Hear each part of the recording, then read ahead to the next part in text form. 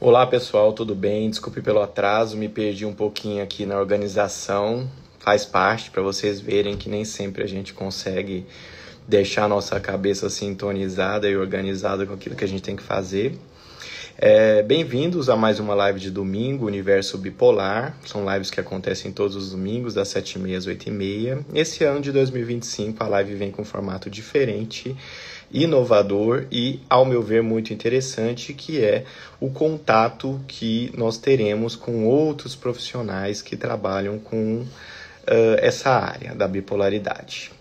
Alternadamente, nós vamos receber um psiquiatra e um psicólogo, e assim sucessivamente até o final do ano. Já temos a escala toda montada, os alunos que fizeram os meus cursos se disponibilizaram prontamente para estarem aqui comigo. E o grande objetivo é justamente responder as perguntas de vocês com a ajuda desses outros profissionais, para que outras pessoas tragam também suas respostas, aquilo que já leu, suas opiniões, sua experiência clínica principalmente. Então hoje nós receberemos aqui a psicóloga Aline Mirachi. Ela é uma psicóloga especializada em terapia cognitiva comportamental e que trabalha, é especializada também no atendimento de transtornos de humor, depressão e transtorno bipolar, e tem a sua larga experiência clínica, fez os cursos e atende casos graves, e vai trazer um pouquinho para a gente sobre isso. Então, perguntem hoje perguntas mais direcionadas a aspectos de diagnóstico. Então, questões como, por exemplo, os sintomas ou o diagnóstico diferencial, aspectos associados também ao manejo da psicoterapia, as funções da psicoterapia nesse processo, e que é isso que a gente vai abordar mais aqui hoje. Eu vou já pedir para vocês fazerem essas perguntas neste botãozinho que tem aqui, que é uma interrogação, porque assim eu tiro essas falas que aparecem, a gente vê a convidada e eu posso selecionar ali dentro as perguntas enquanto ela vai falando aquilo que eu acho que é mais interessante. Para quem não sabe, as lives ficam gravadas no meu canal no YouTube. Todas as lives de 2024 Universo Bipolar estão lá. E vocês podem assistir, reassistir, então, e ver tudo que já rolou no ano passado. Um último recado: amanhã começa a Semana da Bipolaridade. Para quem não sabe, a Semana da Bipolaridade é a semana do lançamento dos meus cursos para profissionais, psicólogos, estudantes de psicologia, enfermagem, nutrição, fisioterapia, e também médicos, sendo eles psiquiatras ou clínicos que trabalhem com transtornos psiquiátricos. Então essa é uma atividade que eu desempenho paralelamente, não aparece aqui porque a gente fica fazendo esse trabalho nos bastidores.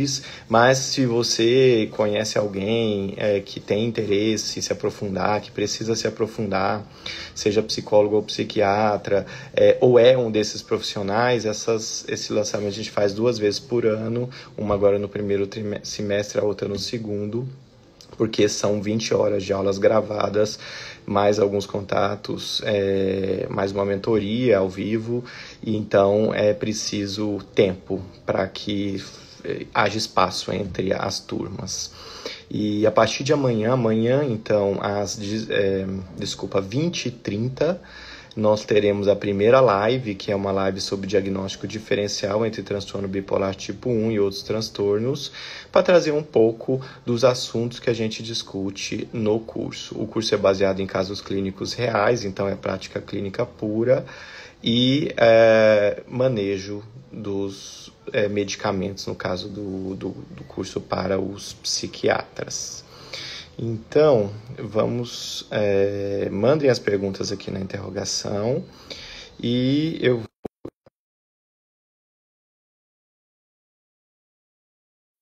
Mirache para entrar e a gente bater um papo por aqui. Bom, enviei o deu certo. Olá, tudo bem? Oi, boa noite. Boa Tá me ouvindo? noite. Estou ouvindo perfeitamente você. É um prazer estar aqui, é um prazer poder contribuir um pouquinho aqui com esse momento tão rico, tão interessante tão cheio de informações e boa vontade também, né? Para compartilhar um pouquinho do conhecimento com todo mundo que tem interesse. Tá conseguindo Obrigada ouvir pela oportunidade. tranquilamente, né? Tá? Ah, tá. Vou pedir só para você afastar um pouquinho, assim como eu fiz, porque a hora que ela divide a Sim? tela, a gente fica Tá. cortado. Pronto. Isso, ótimo, muito obrigado. Então, Aline, eu queria primeiro que você se apresente, agradecê-la por estar aqui de novo, por se disponibilizar. Eu sei que assim as pessoas não sabem, mas estar frente ao público, a gente é sempre muito difícil porque a gente vai lidar com perguntas e às vezes situações difíceis, mas como eu disse, aqui é um ambiente protegido, amigo e com o intuito de crescimento. Então, nenhuma. Até porque as perguntas eu vou selecioná-las ali. Mas queria que você se apresentasse um pouco de onde você o que você faz antes da gente começar. Então, eu sou de Salvador, Bahia. Atendo exclusivamente na modalidade online. Tenho formação em teoria cognitivo-comportamental. Tenho especialização também em terapias contextuais. Trabalho com as vertentes, né, da TCC. Fiz todos os cursos ministrados por você. Me aprofundei no universo da bipolaridade. Tenho trabalhado bastante com esse tema. Meu consultório, a grande maioria, inclusive meus pacientes, se relacionam com esse tema ou são familiares de pessoas que têm o transtorno ou os próprios portadores do transtorno bipolar. E é um desafio e é muito prazeroso poder estar ajudando as pessoas a melhorarem, a estabilizarem e a enfrentarem a vida, né, sob essa perspectiva. Aline, as pessoas já sabem hoje em dia muito sobre a TCC, a terapia cognitiva comportamental, mas muita gente não está muito habituada sobre o que é terapias contextuais, né? Que é isso? Dá um pouco de exemplo, só para o pessoal conhecer, que eu acho que é muito importante. No Brasil é pouco difundido ainda as terapias comportamentais e ela não é uma só, né? Então acho que isso é legal. A TCC, ela tem as terapias de primeira onda, que é a TCC, a Teoria Cognitivo Comportamental de Base, tem as terapias de segunda e a terapia de terceira onda, como se fossem vertentes da TCC.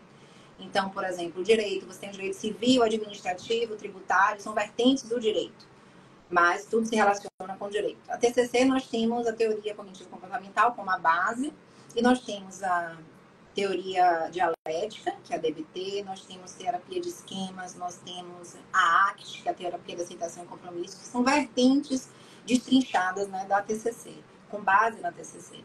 Então, são terapias que vão assim, aperfeiçoando aqueles aspectos primários da TCC e vão trazendo cada um aí uma pitadinha para agregar, para acrescentar nessa vertente. Aham, aham. Entendi.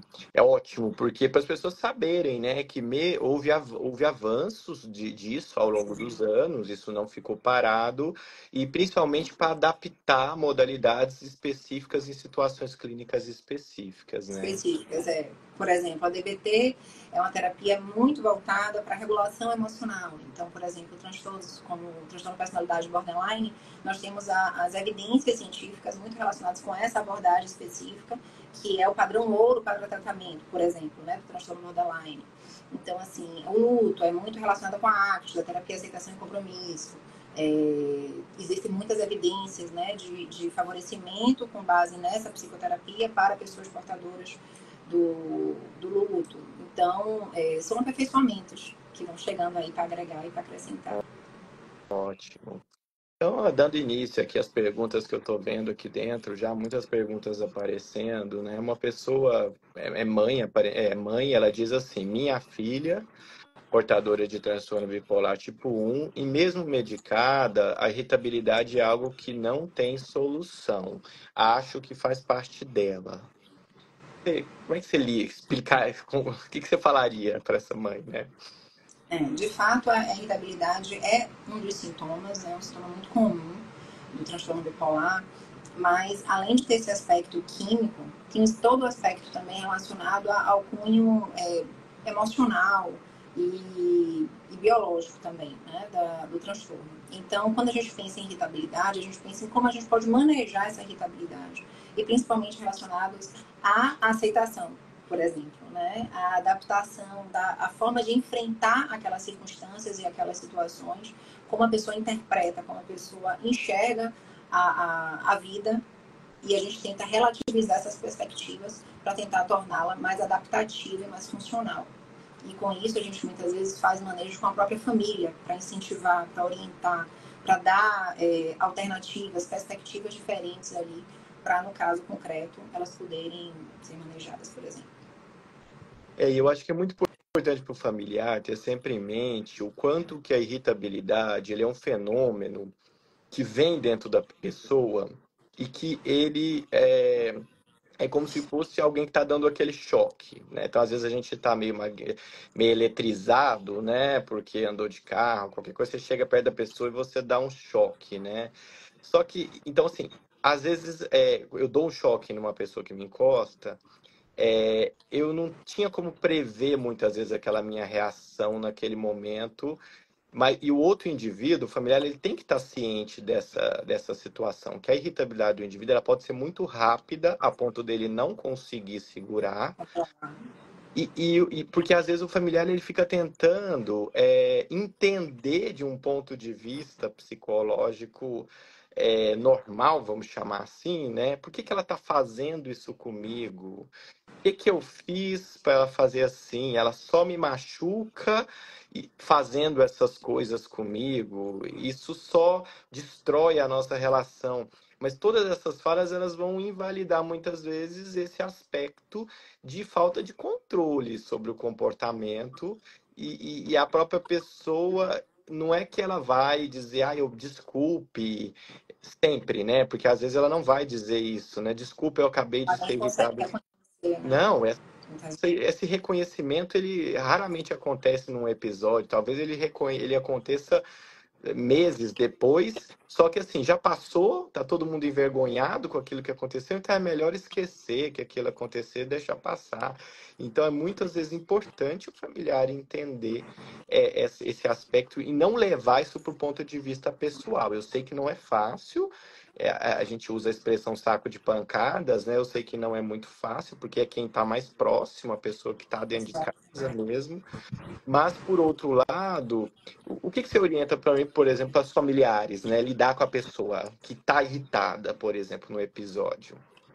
Muitas vezes o afastamento. O afastamento, levar, né, ao pensamento, olha, eu estou entendendo que você está irritado, eu vou me afastar aqui um pouquinho, né, vou dar o seu espaço.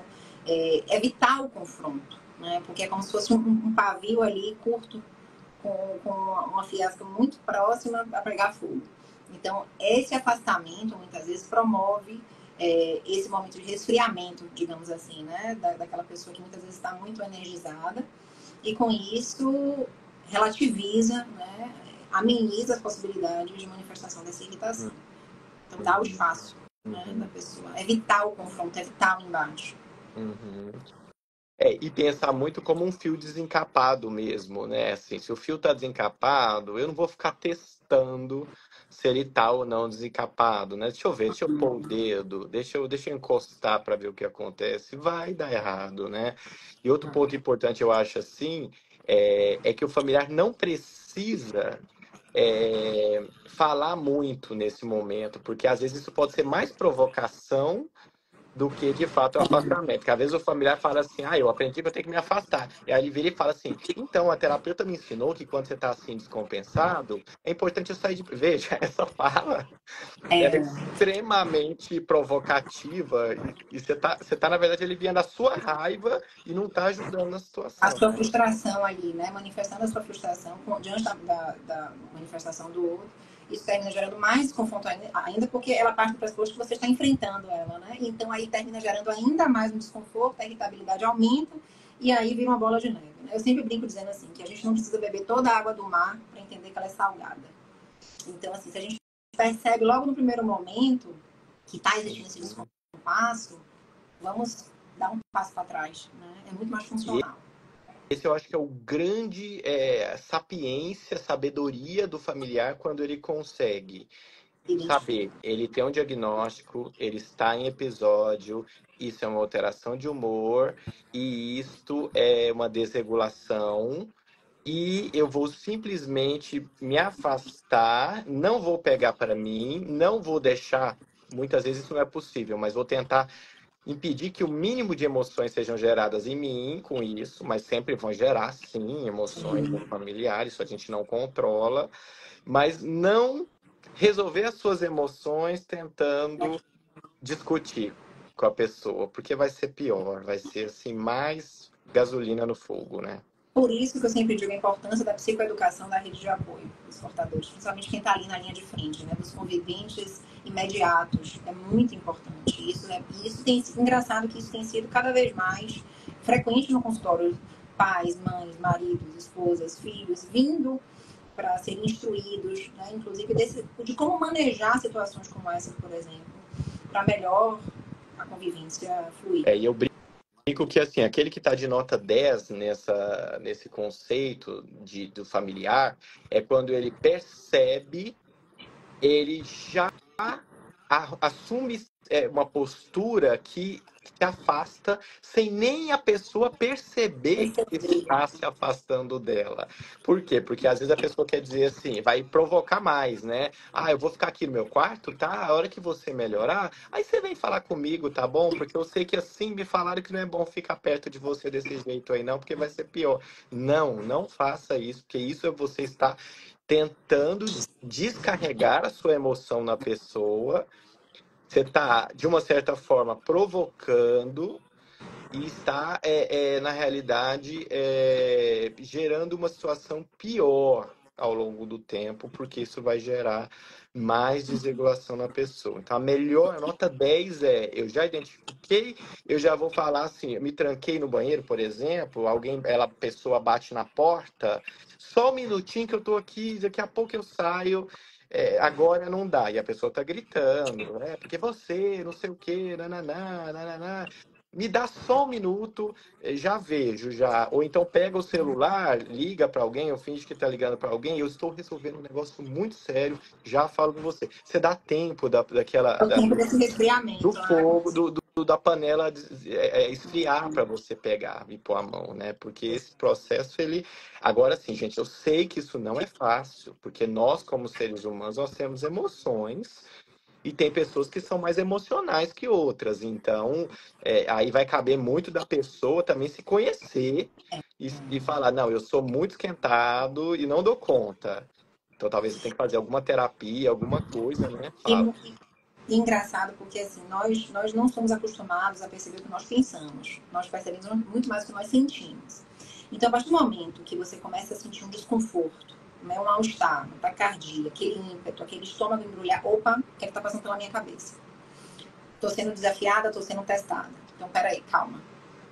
Se esse pensamento é condizente com essa realidade, eu entendo que aquela pessoa, né, não está nas condições normais de temperatura e pressão, digamos assim, então eu preciso dar um passo para trás, inclusive em respeito, em consideração, até para contribuir para a melhora daquele ente querido, daquela pessoa que eu convivo, que é importante para mim.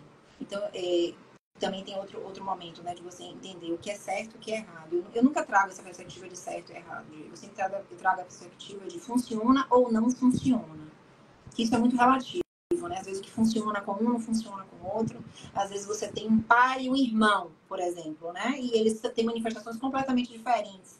Tem o mesmo transtorno de base, mas a manifestação é diferente. Então, entender essas particularidades é muito importante. Por isso, a importância do autoconhecimento, de se perceber e de entender também o funcionamento do transtorno para melhor reformar ali. Uhum, uhum. E assim, o familiar, ele nunca deve levar para ele a questão do tipo, está me atacando, está me provocando. Isso é muito sempre importante ter em mente, está dando choque, e isso é um curto-circuito, e ponto. E eu vou ficar longe, eu não preciso provocar, eu não preciso ficar. Tomou seu remédio? Por que você tá assim? Você tá assim de novo? O que tá acontecendo? Você quer conversar? Conversa comigo, explica por que você tá desse jeito. Gente, nessa hora onde tá explodindo e pegando fogo, não é o momento deste tipo de abordagem. Você vai adotar muito mais uma abordagem passiva, de ficar na sua, e se a pessoa se aproximar e quiser discutir, conversar, aí sim, porque é isso que você falou, você está testando, você vai dando possibilidades para perceber aquilo que vai funcionar para a pessoa mais ou menos, né? E quando a gente fala isso, às vezes as pessoas falam assim: ah, então você está incentivando que a pessoa tenha um relacionamento tóxico, porque aí a outra pessoa pode fazer o que ela quiser e você sempre tem que ficar, no caso a mulher ou o homem, enfim, pode ser os dois, fica quieto e aceita tudo. Não, gente, aqui a gente está falando de uma pessoa que tá tomando remédio, tá tentando se melhorar, né? Tá fazendo psicoterapia. Uma pessoa que depois que passa tudo isso, algum Às vezes, grau de crítica você consegue ver, de dizer, não, eu peço desculpa, realmente teve um excedi, momento. Então, assim, é um outro contexto. Nós estamos falando de uma pessoa sem diagnóstico qualquer na vida que, sabe, ou não. negligente, né? Que quer colocar tudo na conta ali. Ah, porque eu tenho um transtorno, então aceite, engula. Não, não é sobre É, isso, né? Não é essa passividade. é, Até porque isso é um ponto importante até para a gente discutir, né? Quando passa a crise, é sempre muito importante, nunca a gente sabe o momento certo disso, mas, por exemplo, quando é conosco, com o terapeuta ou com o psiquiatra, a pessoa eventualmente se desregulou e foi agressiva no contato. A gente vai tentar sempre se afastar, deixar aquilo passar, mas num outro momento é sempre muito importante falar, vamos conversar sobre o que aconteceu, porque isso me agride. Isso, a gente está tentando te ajudar. Então, E quando isso acontece, é muito importante a gente usar a técnica da descrição. A gente descrever o que aconteceu, né? Porque com isso você automaticamente gera no outro um senso de empatia e de autopercepção. Ao invés de estar apontando o dedo e dizer, você fez isso comigo? Não, tenta descrever o que aconteceu, para tentar, dessa forma, elucidar ali, né? Trazer o mínimo de crítica para aquela pessoa e para que ela possa reconhecer de uma forma não necessariamente com uma afronta, né? Ou um ataque, mas sim com uma descrição, uma tentativa de reconhecimento, de conhecer novamente, de reconhecer, né, o que aconteceu. agora só para fechar, sumiu o nome dela aqui. Eu ia falar o nome dela como forma até de agradecer. Mas nem sei se ela quer também se expor assim. Bom, essa pessoa que fez essa pergunta, ela falou assim: será que é o jeito dela porque não melhora? Não é o jeito da pessoa, essa agressividade desse jeito. Isso é sintoma. Alguns quadros demoram mais tempo para melhorarem ou vão precisar de mais medicamentos. Vai depender do que, sim, não dá para saber porque a gente não conhece o caso e nem criticar, dizendo está sendo mal medicada ou qualquer coisa do tipo. Mas, às vezes, o quadro é complexo, né? O quadro é complexo e a gente, que como profissional, a gente sofre também no sentido de estar tentando ajudar e não conseguir receber a melhor, ver a melhor resposta aparecendo. Mas não é uma coisa da pessoa. Ela ainda está sintomática e, em geral, sintomatologia de irritabilidade não é tão difícil sumir, em geral. Tem casos que são exceção. De novo, não conheço essa situação de vocês, mas em geral o mais difícil são as sintomatologias da esfera depressiva, né? E não tanto a irritabilidade, a impulsividade e a dificuldade de dormir, né? Uma outra pessoa perguntou aqui, Aline, que vocês falar um pouquinho sobre como manejar a ansiedade até que, de fato, a pessoa tenha uma resposta do tratamento e tudo, quais dicas que a terapia utiliza, como lidar com a ansiedade agora. A ansiedade com relação ao tratamento ou a ansiedade com relação a No eventos? transtorno bipolar, que a pessoa ainda não tá melhor e ela precisa manejar com terapia, com as técnicas da terapia e tudo. Eu vou destrinchar em duas perspectivas, né? Primeiro, a ansiedade do tratamento, do retorno ao tratamento, né? Do retorno do tratamento e a ansiedade com os eventos externos, os eventos da vida, né? Com relação ao tratamento, também a gente passa muito pela perspectiva da psicoeducação, né? De psicoeducar o que é o transtorno, psicoeducar o tratamento, né? A medicação, a mudança de hábitos, de estilo de vida que precisa existir, né? Do contextualismo desse sujeito. Então, assim, entender que são vários tijolinhos que vão precisar ser encaixados e que isso vai demandar tempo, né? Vai demandar um processo com relação à perspectiva da ansiedade para o retorno do tratamento medicamentoso e psicoterápico. Com relação à ansiedade dos acontecimentos da vida, é a gente entender que a ansiedade é um evento, uma emoção que é extremamente funcional e benéfica para estarmos vivos, né? Se a gente for pensar na perspectiva da nossa evolução da espécie, nós somos descendentes dos primatas que eram ansiosos, que conseguiam fugir dos predadores, né? Então a gente tem esse quê de ansiedade na gente, a gente precisa estar em estado de alerta e de vigilância, que é o pressuposto aí do que é a ansiedade. Então essa preparação para eventos futuros e desconhecidos é muito funcional. Ela passa a ser disfuncional na medida em que nós só vivemos em função daquilo. Então, quando a gente sai daquela esfera da preparação e que a gente fica apenas na ruminação e na expectativa de. A gente pode usar a ansiedade na perspectiva de vamos nos inspirar, vamos nos preparar, mas vamos viver e deixar que as coisas aconteçam para que a gente possa se aproximar de um resultado. E a gente avalia se esse resultado foi útil ou não, né? Se aquele comportamento que a gente adotou foi funcional ou não, trouxe o resultado esperado ou não. Mas a paralisação da ansiedade, que implica em ruminação, em estagnação, é muito disfuncional. E eu acho que as pessoas, em geral, a ansiedade, ela denota um componente do cérebro ativado. Isso eu acho que é importante para as pessoas entenderem, porque a ansiedade ela é tão diversa de causas, né? Desde, é uma resposta normal, pode ser um efeito de cafeína, pode ser de uma doença, está com infecção e está produzindo taquicardia, ansiedade. Pode ser a ansiedade dentro da depressão clássica, a ansiedade dentro da bipolaridade, a ansiedade dentro do toque, a ansiedade dentro de alguém que passou por um evento pós-traumático, por exemplo, um estupro, um sequestro, a ansiedade de um dependente químico. Então, assim, tem muitas naturezas. Dentro da bipolaridade, em geral, ela pode acontecer na mania. Tá? As pessoas pensam que a mania, a pessoa sempre está bem, alegre, mas a mania mista, ela tem ansiedade e ela pode acontecer na depressão mista, quando a pessoa está deprimida, mas também está acelerada ao mesmo tempo. Então, em geral, a ansiedade, ela é um quadro que o cérebro está ativado, né? Tem pensamento acelerado, tem dificuldade de concentração em alguém que está ansioso, né? Mas e o que fazer sobre do ponto de vista da terapia e das técnicas, assim, no dia a dia? Porque assim, vamos supor, eu estou ansioso agora e não é para eu ficar tomando calmantes, porque isso não foi prescrito, não foi considerado adequado, mas o que você orienta geralmente assim para os pacientes e tudo? Bom, com relação a pensamentos relacionados a eventos futuros, né? A gente sempre usa a técnica da escrita, por exemplo. Essa ruminação, que muitas vezes é muito a manifestação da ansiedade, a gente fica ruminando, fica pensando, né? Fica ali apenas rodando naquele monotema, digamos assim.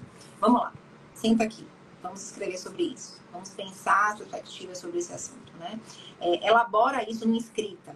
Isso termina ajudando até o cérebro dar essa acalmada e a elaborar. A gente usa muito a linguagem com essa perspectiva de elaboração do assunto, dar forma a isso que está incomodando tanto. Então, muitas vezes, a técnica da escrita ajuda bastante, né? Coloca no papel o que é que está angustiando. Coloca no papel o que é que já foi feito para resolver aquilo ali. Ou que pode ser feito, as possibilidades de resolução para aquele problema. Né? Vamos tentar trazer essa perspectiva de elaboração. Eu acho que termina ajudando bastante, muitas vezes. Isso tem sido muito funcional em alguns casos. Termina ajudando bastante. E eu acho que, às vezes, muitos pacientes fazem o que a gente chama de fusão cognitiva, né? Eles grudam naquele pensamento ansioso como se ele fosse totalmente verdadeiro, e eles começam a elaborar as possibilidades que vão acontecer se aquilo realmente estiver presente. E aí, o cérebro, ele pode levar a pessoa a ficar horas fazendo esse processo, né? Porque assim, na verdade, a nossa mente está muito preparada para, a partir de fragmentos de informações, a partir de fragmentos de situações, a gente cria cenários a partir daquilo dali. Então, e isso é funcional. A gente criar cenários a partir de fragmentos de informações, tudo bem. O problema é quando nós nos fusionamos, nos colamos àquelas hipóteses e acreditamos como se aquelas fossem as únicas verdades absolutas. E vamos apenas em função daquilo ali, sem trabalhar a perspectiva do que a gente traz aqui na TCC, da flexibilidade cognitiva. Por quê? A gente sempre ensina ao paciente que pensamentos são só pensamentos. Pensamentos não são verdades absolutas, não são dogmas, não são sentenças. São apenas pensamentos, hipóteses. Então, se a gente consegue também enxergar e avaliar esses pensamentos apenas como hipóteses, perspectivas, balãozinhos, né? Passando, mas que a gente não precisa se colar, casar com eles, isso termina também trazendo uma maior funcionalidade para esse sujeito. Mas é importante que ele consiga identificar e perceber que eu tenho um cenário, eu tenho uma informação, um fragmento. A partir daquilo dali eu crio hipótese, eu crio possibilidades a partir daquele ponto de vista ali. Mas essas possibilidades necessariamente são verdades absolutas ou são apenas possibilidades? Adianta eu apenas ficar pensando nessas inúmeras opções ou é mais funcional e adaptativo, né? Escolher uma daquelas, experienciar, viver, né, aquilo ali, ao invés de apenas ruminar e pensar. E lembrar que todo processo assim alterado, seja o humor deprimido, seja o humor ansioso, e até o irritável também, existe uma distorção da realidade. Então a gente tem que sempre questionar aquelas distorções, porque a tendência do cérebro vão ser produzir cenários catastróficos sobre o futuro. Só que as outras possibilidades ele esconde da gente, né? Por exemplo, a Aline é minha chefe, eu trabalho para ela, amanhã eu teria que encontrá-la, hoje ela me manda uma mensagem. Amanhã você aparece cedo na minha sala, que infelizmente eu preciso ter uma conversa com você. Qual que eu vou pensar? Eu vou pensar, poxa, então eu fiz algo errado, então amanhã ela vai me demitir. Ou então, nossa, será que eu fiz algo muito errado, que é até um crime, eu posso até ser preso? Será que será que saiu alguma informação que não fui eu e alguém falou que era? Então, a cabeça, ela vai sempre pensar em todas essas possibilidades negativas. Só que, o que pode ser também? Pode ser o seguinte, Diego, eu vou demitir uma outra pessoa e vou precisar que você faça todo o trabalho dessa pessoa para ela. Ou eu vou pedir licença do trabalho, por exemplo, Eu para que vou você assuma o pedir. meu lugar. Então, assim, esse exercício, né, pode parecer muito bobo para falar aqui, só que a gente não faz de fato isso na hora que está acontecendo a crise de ansiedade. E a gente tem que lembrar dessas dicas da psicoterapia e falar, peraí, o que pode ser também? A hora que a gente começa a pensar outras também, o cérebro pega e faz assim, ó. Não, pera. Eu sempre conto para meus pacientes 3 perguntinhas. Eu vou combinar aqui com vocês que são. Qual outra forma que eu tenho para pensar sobre isso? O que é que eu estou deixando de considerar ao pensar apenas sobre essa forma? E se fosse por um amigo, o que é que eu diria? Então, essas 3 perguntinhas terminam sendo formas, estratégias da gente relativizar os nossos pensamentos. Qual outra forma que eu tenho para pensar sobre isso? O que é que eu estou deixando de considerar? E se fosse para um amigo, o que é que eu diria? São 3 perguntinhas que ajudam a gente a relativizar e flexibilizar. Eu acho que acima de tudo isso também é muito importante aceitar aquela emoção, porque muita gente fica brigando, eu não quero sentir isso. Como é que eu faço para parar de ter essa emoção? Isso, gente, não existe. Quando a emoção ela brota, ela brotou e pronto. Ela já está ali. Então, assim, isso não adianta lutar contra esse tipo de desregulação emocional, né?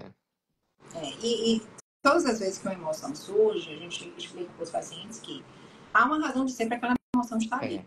Existe uma razão, existe uma causa. Então, vamos entender o porquê que ela está ali. Depois que a gente entende o porquê, a gente se pergunta, né? Ela está sendo proporcional ou não? Eu vou agir em função dessa emoção ou não? Quais outras formas que eu tenho para reagir, mesmo sentindo essa emoção? O que é que me aproxima de uma funcionalidade, de uma vida, de uma relação, de um contexto que vale a pena ser vivido? Então, na psicoterapia, a gente trabalha muito essa perspectiva também, para ensinar o paciente a regular essas emoções. E aí uma pessoa fala assim, ó, desrealização em um paciente com transtorno bipolar faz parte disso, né? Sim, algumas pessoas com predisposição, claro, podem, numa crise, ter o cérebro com uma dificuldade grande de percepção da realidade que está em volta, com sensações de estranheza, como se, por exemplo, tem alguma coisa estranha nessa sala e não tem, porque é a minha sala, não tem nada demais acontecendo, ou tem algo estranho comigo, que é a despersonalização, parece que eu não estou em mim, parece que eu estou saindo e voltando para mim de tempos em tempos, eu estou descolado do meu corpo. Então, essas vivências, elas podem acompanhar esses estados de ativação dentro da ansiedade de alguém que está instável, né? E aí vale também sempre essas mesmas colocações de questionar e aceitar e dizer, minha cabeça tá ruim. Isso, eu tô sentindo mesmo isso. E não tá passando, e tem um tempo já, e tá aqui.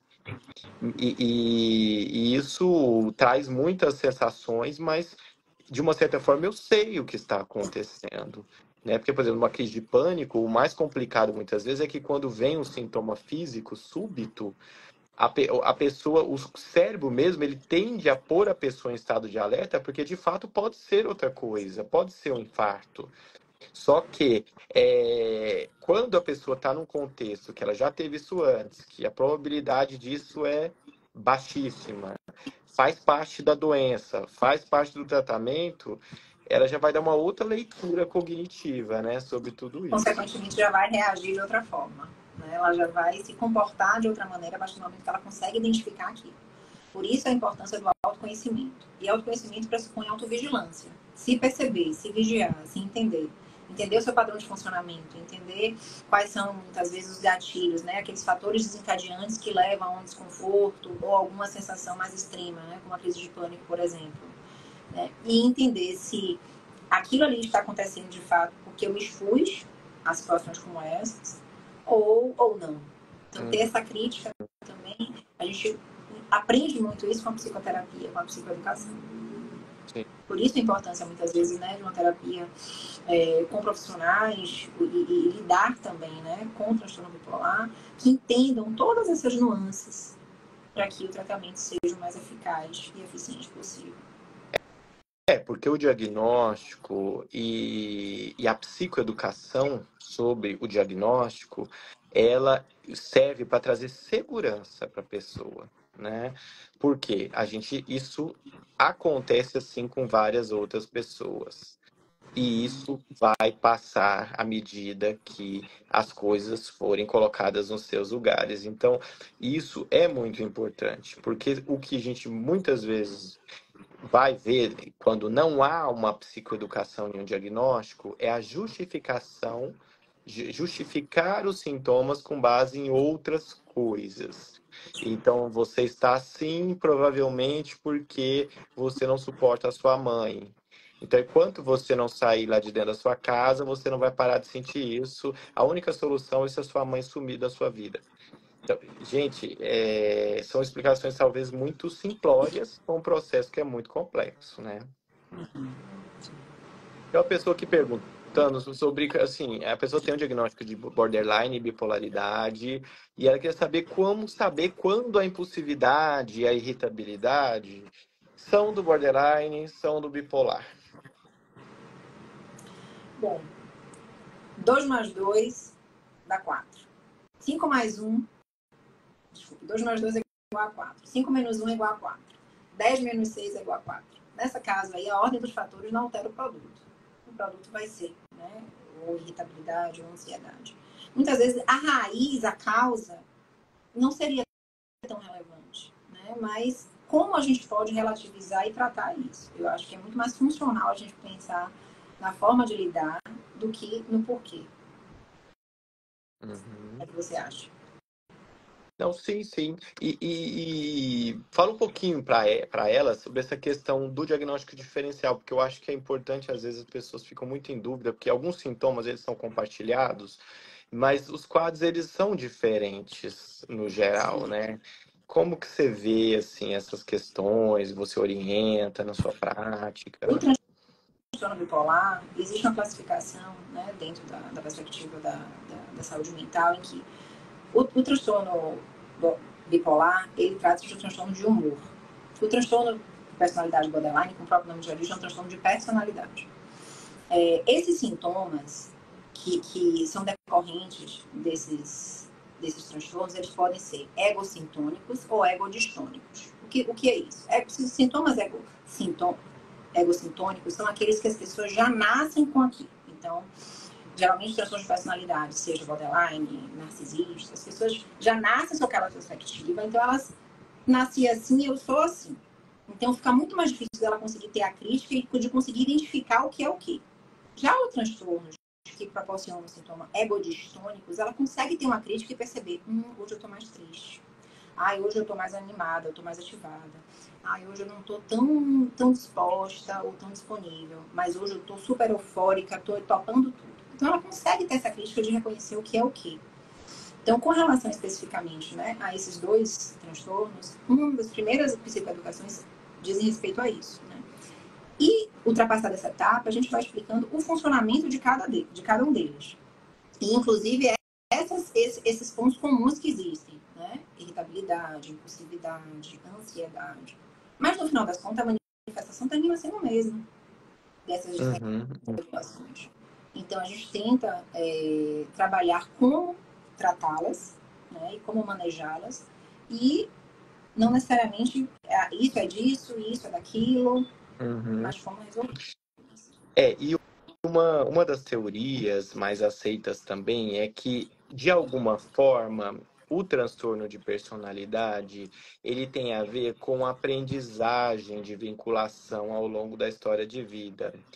Não é que a gente está procurando culpados para isso, porque assim, as pessoas sempre dão o máximo que elas conseguem, né? Os pais, as mães, os avós, especialmente quando eles têm transtornos também. Então, Também. quem somos nós para julgar? Porque nós não estávamos lá atrás vivendo em 1970, 80, num ambiente que nem Instagram tinha, nem remédio, nem psicoterapia disponível. Então não é justo às vezes a gente julgar. Mas o fato é que uma das teorias implica de dizer que no transtorno borderline, essa vinculação ela acontece ela é aprendida de uma forma ineficaz, de maneira que ao longo da vida adulta isso vai se repetir também com dificuldades na vinculação, no apego. Então Das vai suas ter relações sempre interpessoais. as relações elas vão ser sempre muito interpessoais e vão ser muito complicadas porque vai haver um excesso, né, uma dependência, pelo amor de Deus, não me abandona, porque senão eu morro, ou vai haver também uma dificuldade de lidar com a rejeição, porque as pessoas na nossa vida elas vão embora por N motivos. Elas arrumaram outras pessoas, elas não querem mais, elas estão doentes, enfim. E aí as pessoas com transtorno bipolar têm uma dificuldade muito grande do abandono e da rejeição.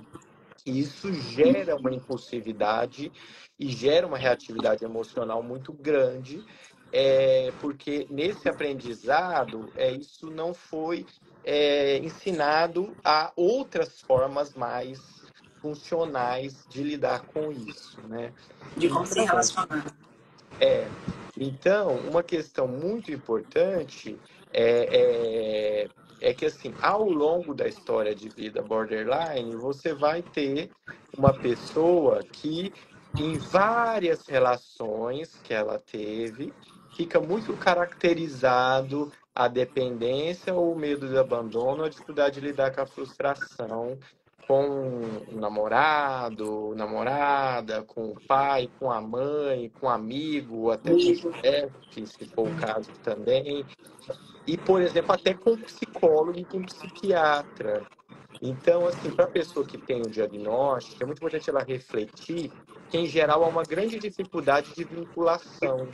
Então, é como se eu fosse fazer terapia com a Aline por um ano mas eu ainda não confio nela. Eu fico na linha, entendeu? Na corda bamba, que se ela falar, fizer alguma coisa que eu não goste, eu já posso ter uma reação de abandono, de não quero, então não serve. É, porque as pessoas podem errar, né? Elas podem ter muitos comportamentos assim. Eu acho que, assim, por exemplo, a pessoa no transtorno borderline é muito importante ter saber sobre o diagnóstico, para se observar, né? Como que eu me relaciono? Como que eu me ligo com as pessoas? Quando as pessoas me rejeitam num grupo, todo mundo tá gostando de todo mundo e eu tô ali rejeitado, como é que eu fico? É ódio? Fico com vingança? Tô querendo acabar com todo mundo? Como que essa reação acontece em mim? Por que essa baixa autoestima? É, que outras possibilidades eu tenho, né? E como que eu estou me vinculando com o meu psiquiatra? Como que eu estou me vinculando com a minha terapeuta? Ela está tentando me ajudar, mas ela é humana, ela pode errar. Ela falou uma coisa na sessão que eu não gostei tanto, mas ela pode errar. Ela pode, é a opinião dela também. Eu não preciso necessariamente já cortar de uma vez, simplesmente porque foi alguma coisa que não foi bem do jeito que eu gostaria, né? Então, eu acho que esse modo de funcionar do borderline, ele acaba podendo gerar irritabilidade, impulsividade, mas, assim, muitas vezes é um contexto muito diferente, porque tem uma relação estrita com um vínculo que tá em jogo, né? Se relaciona muito com as relações interpessoais, geralmente, quando diz respeito ao borderline. Já quando diz respeito ao transtorno bipolar, é muito mais genérico, né?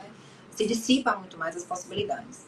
Mas o transtorno de personalidade borderline, o ponto alto diz respeito às suas relações interpessoais, a sua É. dificuldade de lidar com essas relações, e principalmente são relações muito instáveis, que Uhum. geram muita insegurança, que geram muita instabilidade. É o que a gente chama de apego inseguro.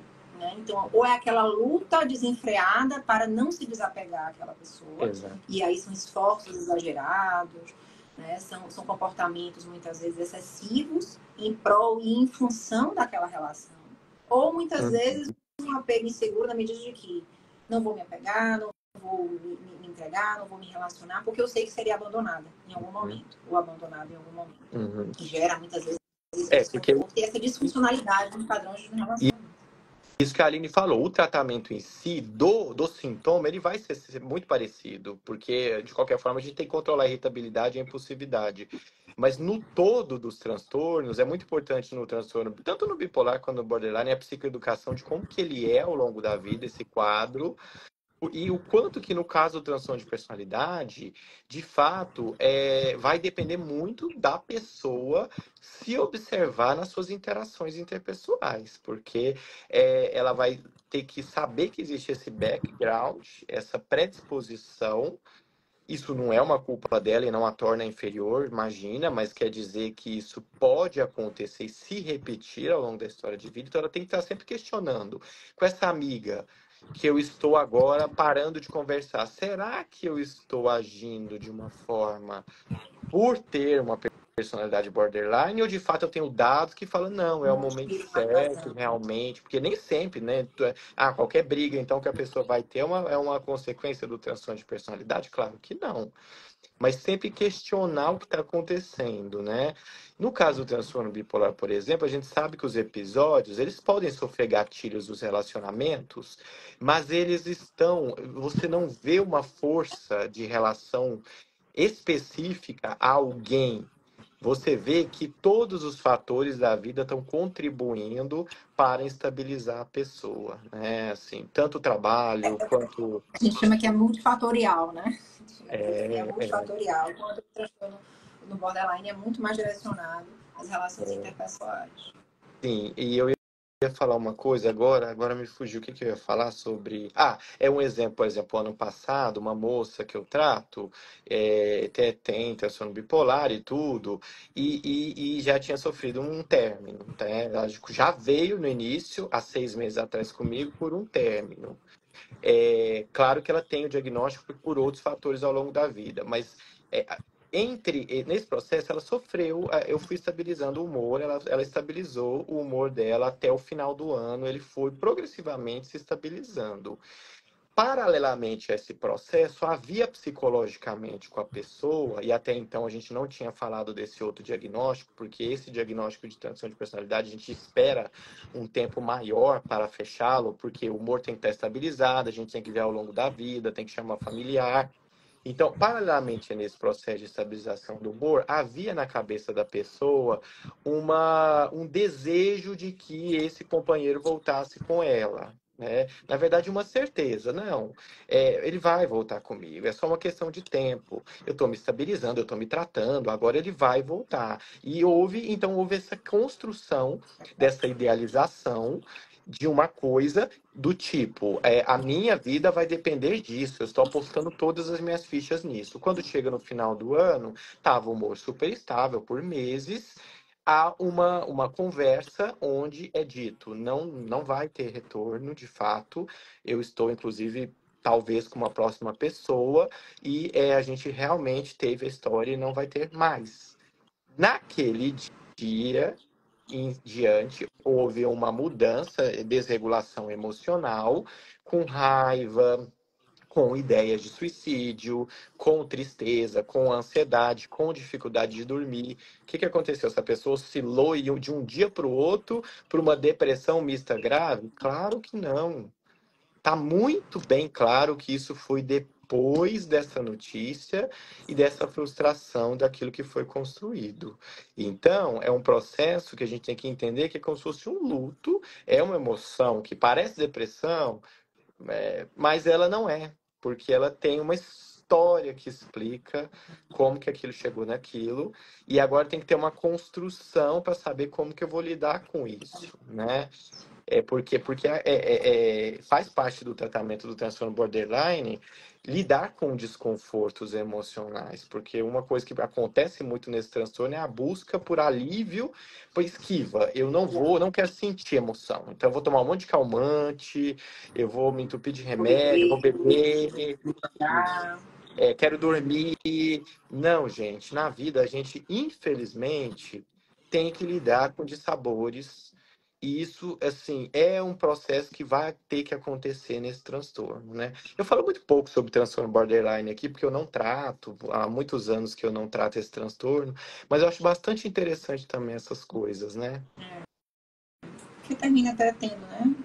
É a Temos comorbidade, claro, legal. aí sim, né? A comorbidade sim, mas o tratamento em si do transtorno, ele é muito rico também, porque depende muito do terapeuta e da pessoa conhecer esse mapa de quem o que acontece, né? E sobre isso, Diego, acho que é muito importante a gente trazer também essa perspectiva de que, assim, viver pressupõe desconforto. A gente já nasce sentindo desconforto. O primeiro desconforto que a gente sente na vida é quando a gente sai da barriga da nossa mãe. Que a gente bota a boca no mundo a chorar, né? Porque saiu da barriga da mãe ali, né? Porque entrou em contato com outro sistema, com outra atmosfera, né? Saiu daquele contexto e já entrou em outro. Então, assim, passar por uma vida sem desconforto é utopia, Uhum. né? Não existe. Então, a grande questão é como eu vou lidar com esse desconforto de uma forma funcional. Porque muitas vezes a gente vê, né, casos de que as pessoas buscam alívios imediatos, seja compras, bebidas, sexo, drogas, jogos, tabaco, enfim. Por quê? Porque tudo isso pode gerar uma recompensa imediata, um prazer imediato, mas um prazer muito efêmero, muito momentâneo. Sentiu? Mas passa. Aí a pessoa vai lá e repete aquilo, justamente nessa busca, nesse afã de tentar lidar com esse desconforto. Mas existem outras formas que são mais funcionais, que geram uma sensação de prazer e bem-estar de uma forma que não gera prejuízo. Como comprar demais, como comer demais, como fumar demais ou beber demais gera. Então, isso também perpassa a prática clínica, né, de trazer para os pacientes essas outras perspectivas, né, seja de, por exemplo, praticar uma atividade física, seja você ficar com o seu animal, seja você ligar para uma pessoa querida, né, seja você tomar um banho relaxante. Porque tudo isso também gera uma sensação de prazer e de bem-estar, mas não gera um prejuízo, como as outras terminam gerando. Exato, né? Exatamente. Estão perguntando se existe diferença na sua visão entre a terapia online e a presencial. E como que funciona assim o número de sessões? Como uma pessoa perguntou sobre espaçamento de sessões, como que tem uma regra, como que funciona isso? Bom, para a TCC, com relação ao número de sessões, né, isso é muito relativo, né, porque depende muito do paciente, da gravidade do paciente e principalmente da entrega do paciente no processo terapêutico. No arriar das malas dos pacientes, eu digo a eles, eu só vou até onde você permite que eu vá. Eu jamais vou criar problema para o paciente, mas eu também só vou acessar aquilo que você permite que eu acesse. Então, esse intuito colaborativo, né, de 50% meu e 50% do paciente, é extremamente relevante e é o norteador do sucesso da psicoterapia. Então, assim, determinar o número de sessões, eu acho que seria muito, não sei, né, leviano, eu não te conheço, eu não sei da gravidade desse problema, eu vou determinar o número de sessões. Eu acho muito difícil isso, pelo menos eu não consigo fazer dessa forma. Mas, na medida em que a gente, né, partindo do pressuposto da terapia cognitivo-comportamental, a gente vai entendendo, né, que a gente vai entregando os armamentos ao paciente, de que ele vai entendendo, de que ele vai percebendo o seu padrão de funcionamento e ele vai reconhecendo o que ele deve ou não deve fazer na medida, né, do desenrolar da sua vida, a gente vai deixando que o paciente tome a rédea da sua própria vida e a gente vai espaçando essas sessões na modalidade de 15 em 15, né, mas a gente está sempre ali na retaguarda, no background ali do paciente para tentar intervir e mediar, né, porque a nossa função é a função de ser facilitadores. Nós não seremos condutores de ninguém, nós vamos facilitar. Eu sempre digo assim, é como se nós fôssemos o Waze e o paciente o motorista. Quando você bota um destino lá no Waze, ele lhe dá várias rotas, várias opções. É o que a gente faz também com o paciente, né? A gente dá ali as perspectivas de sugestões, de orientações. Mas quem é que vai pegar o carro e vai dirigir? E vai escolher o caminho? É o paciente barra o motorista. Então depende muito dessa interação, desses 50% de cada um. Né? E com relação ao atendimento online ou presencial, na minha prática, eu só atendo a modalidade online e graças a Deus tenho tido muito sucesso nisso, né? E tem aquela coisa do paciente que mora, a última paciente que chegou para mim mora no Catar, né? Então, assim, uma brasileira que mora lá e que não se adaptou com nenhuma realidade, uma psicóloga de lá, conseguiu, através da psicologia online, entender uma pessoa que envolve aspectos culturais também, né? Eu sou brasileira, ela também é. Então, assim, eu só vejo como ganho essa modalidade online e aproxima muito, né?